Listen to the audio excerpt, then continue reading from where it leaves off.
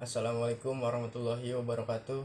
Perkenalkan, nama saya Ataya Aska Maulana dari Fakultas Teknik Mesin Universitas Gunadarma dari kelas 1 IC04. Jadi di sini saya akan menjelaskan tentang hubungan antara individu, keluarga, masyarakat terhadap pembentukan diri dan pengembangan diri. Nah, individu merupakan bagian terkecil dari kelompok masyarakat yang tidak dapat dipisah lagi menjadi bagian yang lebih kecil. Umpama keluarga sebagai kelompok sosial yang terkecil terdiri ayah, ibu, dan anak. Ayah merupakan individu yang sudah tidak dapat dibagi lagi. Demikian pula ibu. Anak masih dapat dibagi sebab dalam suatu keluarga jumlah anak dapat lebih dari satu. Dalam arti bahwa individu atau pribadi manusia merupakan keseluruhan jiwa dan raga yang mempunyai ciri-ciri khas tersendiri. Walaupun terdapat perbedaan pendapat di antara para ahli, namun diakui bahwa pertumbuhan adalah suatu perubahan yang menuju ke arah yang lebih maju atau lebih dewasa. Pengembangan pribadi dapat mencakup kegiatan-kegiatan berikut: meningkatkan kesadaran diri, meningkatkan pengetahuan diri. Ketiga, meningkatkan keterampilan atau mempelajari keterampilan itu. Yang keempat, membangun atau memperbarui identitas atau harga diri. Yang kelima, mengembangkan kekuatan atau bakat. Yang keenam, meningkatkan kesejahteraan.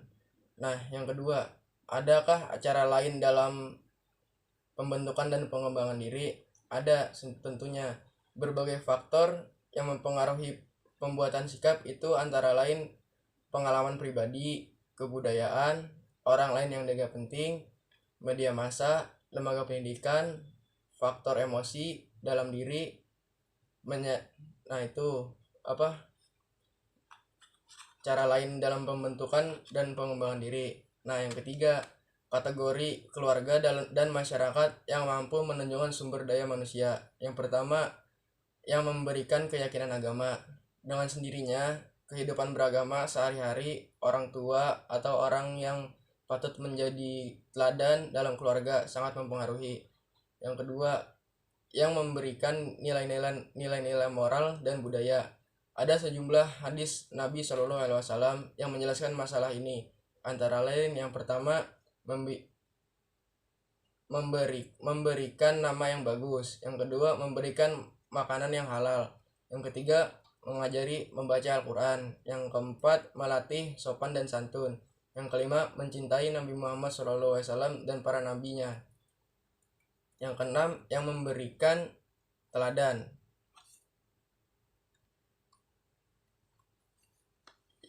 Terus yang ketiga, yang memberikan keterampilan dasar.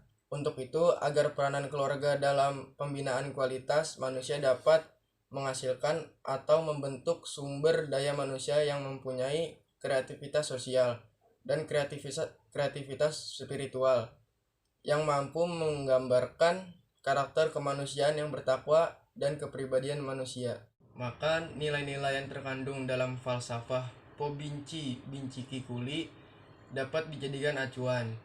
Binci Kili itu berarti masing-masing orang mencubit kulit tubuhnya sendiri dan pasti akan terasa sakit. Kalau kita merasa sakit mencubit kulit tubuh sendiri, dan pasti akan terasa sakit pula bila mencubit kulit tubuh orang lain.